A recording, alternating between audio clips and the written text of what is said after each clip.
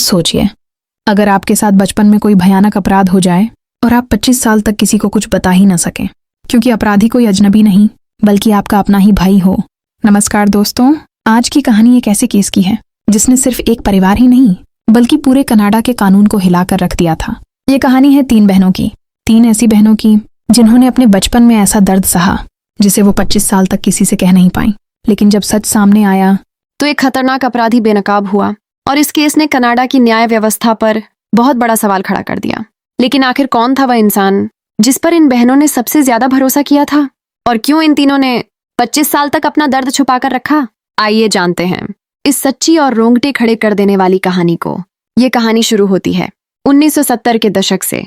भारत के पंजाब में रहने वाले गुरुदेव पूनी एक बेहतर भविष्य की तलाश में कनाडा जाने का फैसला करते हैं। काफी संघर्ष के बाद उन्हें 1976 में कनाडा का वीजा मिल जाता है और वह अपने परिवार के साथ कनाडा के ब्रिटिश कोलंबिया के विलियम्स लेक इलाके में जाकर बस जाते हैं। उस समय उनके परिवार में 2 छोटी बेटियां थीं। कुछ साल बाद उनकी तीसरी बेटी का जन्म भी वहीं कनाडा में हुआ। शुरुआती साल आसान नहीं थे, आर्थिक स्थिति कमजोर थी, लेकिन मेहनत और संघर्ष से धीरे धीरे परिवार की जिंदगी पटरी पर आने लगी। उन्हें नहीं पता था कि कुछ ही सालों में उनके घर के अंदर ही एक ऐसा तूफान आने वाला है जो उनकी बेटियों का बचपन छीन लेगा। कुछ समय बाद भारत से एक रिश्तेदार कनाडा आता है। उसका नाम था मनजीत सिंह विर्क। मनजीत गुरुदेव पूनी की बहन का बेटा था। परिवार ने उसे अपने ही घर में रहने की जगह दे दी। गुरुदेव पूनी ने अपनी बेटियों से कहा, ये तुम्हारा बड़ा भाई है, इसका सम्मान करना और इसकी बात मानना। तीनों बहनें उसे प्यार से भाजी यानी बड़ा भाई कहकर बुलाने लगीं। लेकिन किसी को नहीं पता था कि यही भरोसा एक दिन उनके जीवन का सबसे बड़ा डर बन जाएगा। एक रात सब कुछ सामान्य था।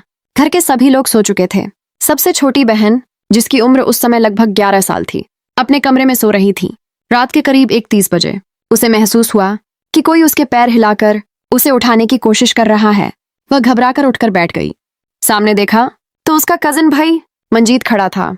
उसने धीरे से कहा, मेरे साथ चलो, मुझे तुमसे कुछ जरूरी बात करनी है। लड़की को लगा शायद भाई कोई जरूरी बात बताना चाहता है, इसलिए वह चुपचाप उसके पीछे चल पड़ी। लेकिन जैसे ही वे लिविंग रूम में पहुंचे, अचानक सब कुछ बदल गया। उस रात उस मासूम बच्ची के साथ ऐसा गलत हुआ जिसकी उसने कभी कल्पना भी नहीं की थी। 11 साल की बच्ची डर और सदमे में थी। उसे समझ ही नहीं आ रहा था कि उसके साथ क्या हुआ। लेकिन सबसे डरावनी बात अभी बाकी थी। मनजीत ने उसे धमकाया, अगर उसने किसी को कुछ बताया तो उसे परिवार से अलग कर दिया जाएगा और भारत भेज दिया जाएगा। डर के कारण वह चुप रही, लेकिन यही चुप्पी उस अपराधी की सबसे बड़ी ताकत बन गई। अगले कई सालों तक मनजीत बार बार उसे अपना शिकार बनाता रहा। कभी रात में, कभी सुबह स्कूल जाने से पहले। उसका बचपन डर और दर्द में बीतने लगा। लेकिन कहानी यहीं खत्म नहीं होती। सालों बाद जब वह लड़की बड़ी हुई तो उसे एक ऐसा सच पता चला जिसने उसे अंदर तक हिला दिया।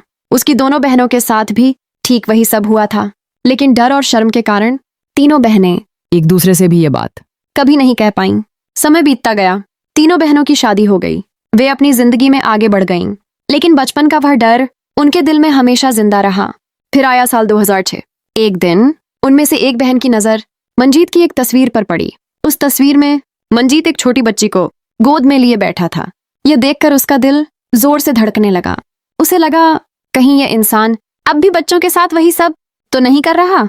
यही सोचकर उसने पहली बार अपनी एक बहन से इस बारे में बात की, और जो सच सामने आया वह और भी ज्यादा डरावना था। उसकी बहन रोते हुए बोली, ये सब मेरे साथ भी हुआ था। जब उन्होंने तीसरी बहन से बात की तो उसने भी वही दर्दनाक कहानी सुनाई।